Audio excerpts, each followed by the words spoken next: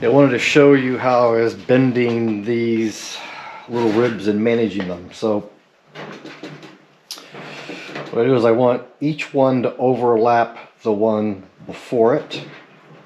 You get that crimped a little more there.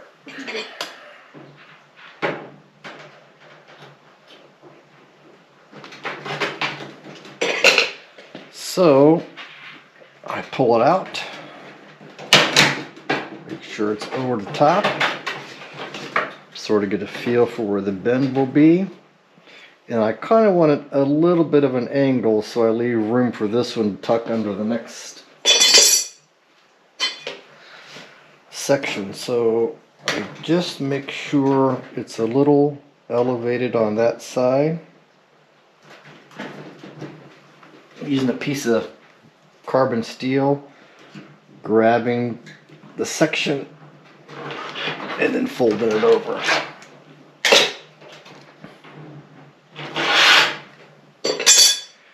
And I fold it over the one prior, make sure the wire is up in there. See, it's a little tight. There we go. And then I crimp this in with my channel locks to make sure it's tight around that wire.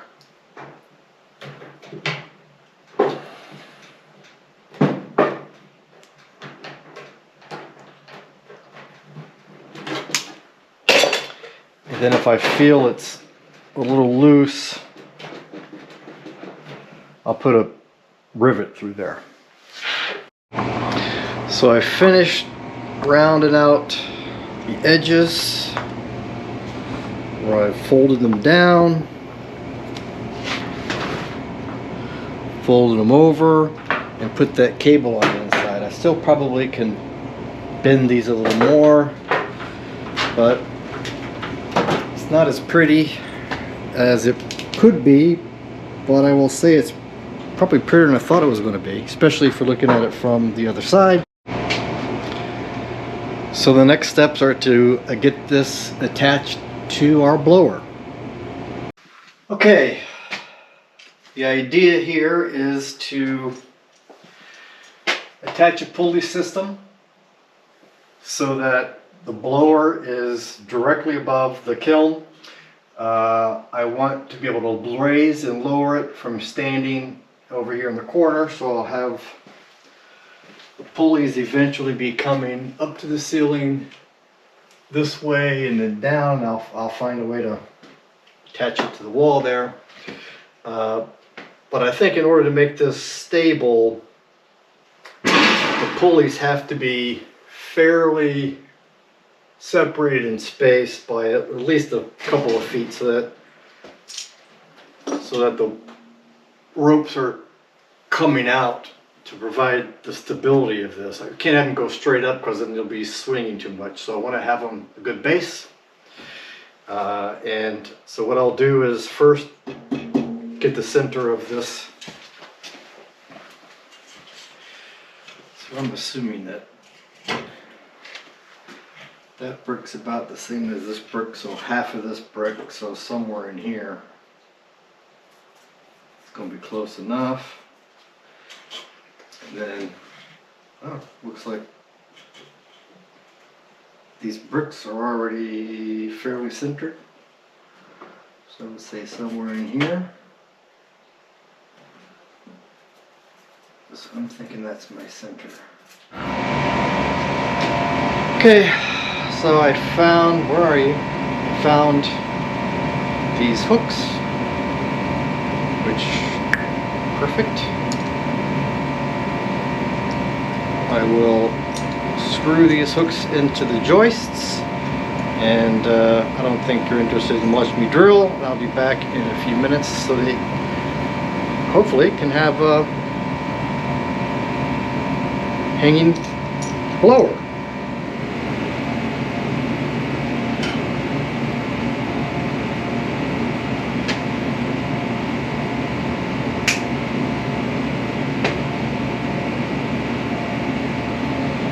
So I'm trying to figure out how to attach this, and I really sort of want it to have a lot of tension. If you just try to tie a regular knot, it's going to be pulled and stretched. So if you tie something where the more tension the tighter it gets, even better. So I have an idea. So I tied a little round knot. I'm going to pull the other side in. Enough about that. Circle. Now, the tighter the tension, the more the weight, the tighter it gets.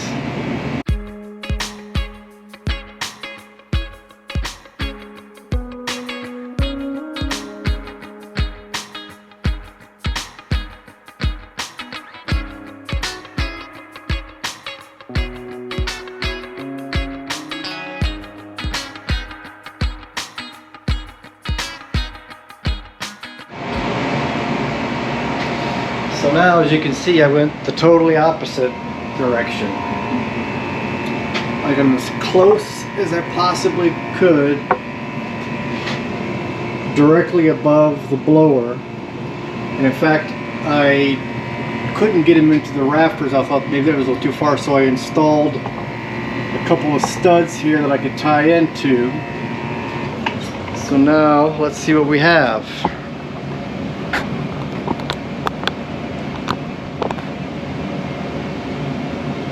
Again, I haven't calibrated or anything, I just tied it together just at a regular. I do not want to drop this through the lid of my kiln. Well, I would say bravo.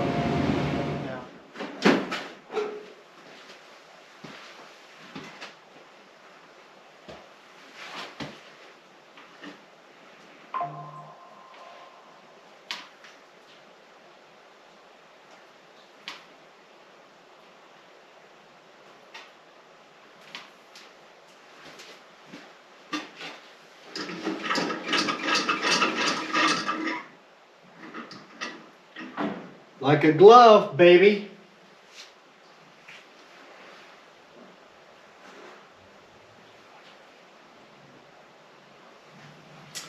Attaching this will be a video for later.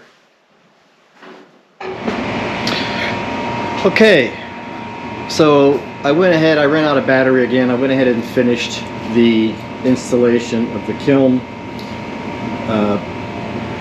vent, but I won't tell you what I have done. So I just rested the hood on top of the kiln. Then, as I said, I lowered using my little pulley system. You can see I got my pulleys there, or ropes.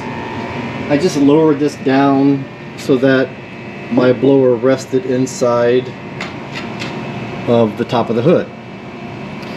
Previously I cut these little lines all across the top, and what I did is, imagine this is a little tab. I just bent it in a little bit, then I made it straight, which is this first bend, and then I bent the top of each one of these over. You can see how they're bent over, and I did that to catch, you can see it underneath there, there's this worm screw type pipe fitting piece of material, and if I go to the back, you can see that I've just screwed that until it got tight. The little bend on top here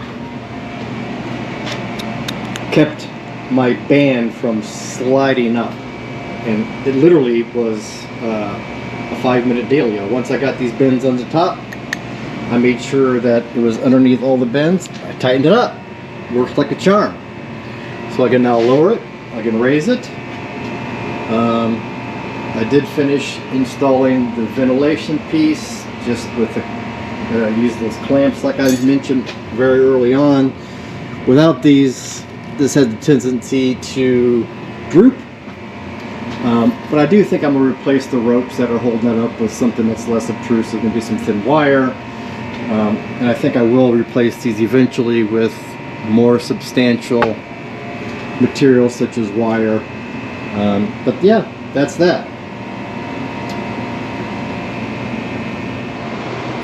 So I did want to take this time to talk about how I've got the hood connected to the blower with that device I was showing you. This is what it looks like.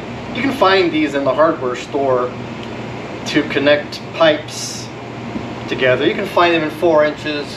You can find them in 2 inches in diameter. You can't find one that's that large. So I ordered this from Amazon. It is essentially a roll of 10 feet of this part. And you can connect this to it and make it any size that you want. So that's how I was able to find one large enough and connect it to our blower. And that's what's keeping the hood connected to the blower. So I thought I would just mention that. $8.48 I think these were.